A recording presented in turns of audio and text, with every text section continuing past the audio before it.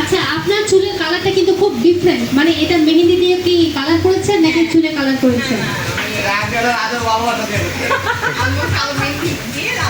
কালো দিয়ে লাল করেছেন। আর গলার মালাটা কি আপনার, এটা কি পুতির মালা?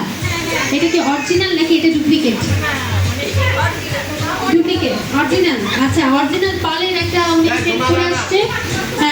আসলে যেটা আসবো, আপনার ড্রেসটা বেশ ভালো হয়েছে। আজকে প্রোগ্রামের জন্য কি আপনি এটা ডিজাইন করেছেন নাকি এটা আপনার হুট করে মাথায় আসছে?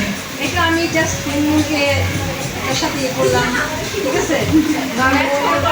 ওর ড্রেসটা আমার কাছে খুব ভালো লাগছে, আমি চিন্তা করলাম ওর সাথে যেতেই হবে, যার কারণে আমরা একটু অন্যরকম চেঞ্জ করে আর কি। আপনাকে কিন্তু অনেক জোস লাগছে। এই যে আপনি যে অর্নামেন্ট যেটা পরেছেন, এটা হচ্ছে আপনার কানের গলার সেটটা আসলে আপনার ড্রেসের সাথে অনেক লাগছে।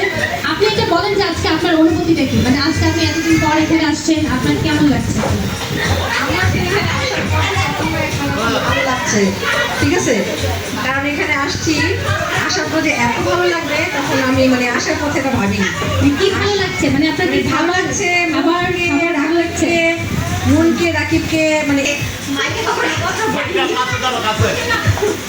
কি বলবো আসলে। আচ্ছা, এটাই বলো যে তোমার বোনকে প্রিন্সেসের ড্রেস পরে গ্রাউন্ড করে। আমার বোন তো প্রিন্সেস ডায়না,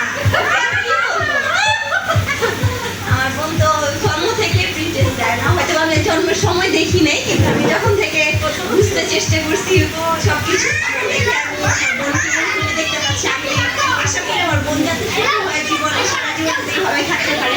আর পার্সোনালি আমি বার্থডে পালন করার আসলে আশা আসলে আর কিছুই না। আর আমরা সবচেয়ে বড় কথা, আমি আমার মিতাপুকে অনেক মিস করতেছি, আর আমার মেজো বোনকে আমরা খুব মিস করতেছি। সত্যি আমার